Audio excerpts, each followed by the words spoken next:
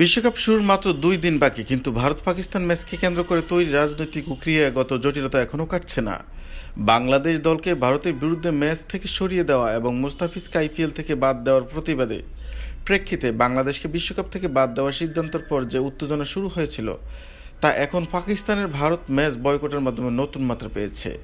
এই পরিস্থিতি নিয়ে আন্তর্জাতিক ক্রিকেটের বড় নাম সুনীল গাভাস্কার আইসিসিকে ভবিষ্যতের জন্য সতর্ক করে দিয়েছেন। ভারত ও পাকিস্তানের রাজনৈতিক দ্বন্দ্ব বহু পুরনো। দীর্ঘদিন পর্যন্ত এই দ্বন্দ্ব ক্রিকেটে সরাসরি প্রভাব ফেলেনি, কিন্তু এক দশক আগে থেকে পরিস্থিতি বদলে যায়।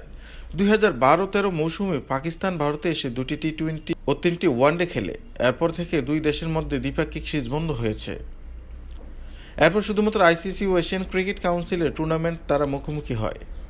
দুই দেশের ক্রিকেট ম্যাচগুলো দর্শক ও বাণিজ্যিক দিক থেকে অন্তত লাভজনক হওয়া আইসিসি সবসময় চেষ্টা করে কোনো টুর্নামেন্টে তাদের একই গ্রুপে রাখার।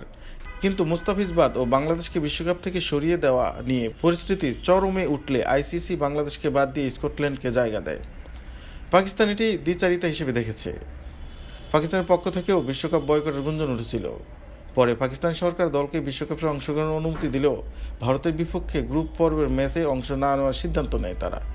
এরপরই থেকেই বিতর্ক থামেনি।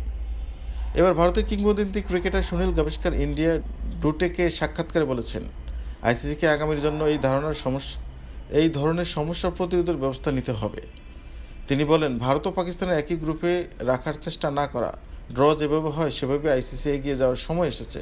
গাভাস্কার জানান, 2007 সালে ওয়ানডে বিশ্বকাপ ভারত ও পাকিস্তানের কোনো পর্যায়ে মুখোমুখি হওয়ার সম্ভাবনা ছিল, কিন্তু তারা ভিন্ন গ্রুপে থাকায় তা হয়নি। তখন থেকেই দুই দলকে একই গ্রুপে রাখার প্রবণতা চলে আসছে।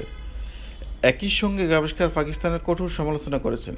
সাম্প্রতিক সময়ে ভারতের বিপক্ষে পাকিস্তানের খেলার ধরন ও ফলাফল তাদের দুর্বলতা প্রকাশ করেছে বলে মন্তব্য করেছেন তিনি বলেন, ভারত পাকিস্তান ম্যাচ না হলে ভারত 2 পয়েন্ট পাবে এবং পাকিস্তানের বিপক্ষে লড়াইয়ে ভারত অতিরিক্ত প্রচেষ্টা করবে না, কারণ সাম্প্রতিক সময়ে ভারত সহজেই পাকিস্তানকে হারিয়েছে।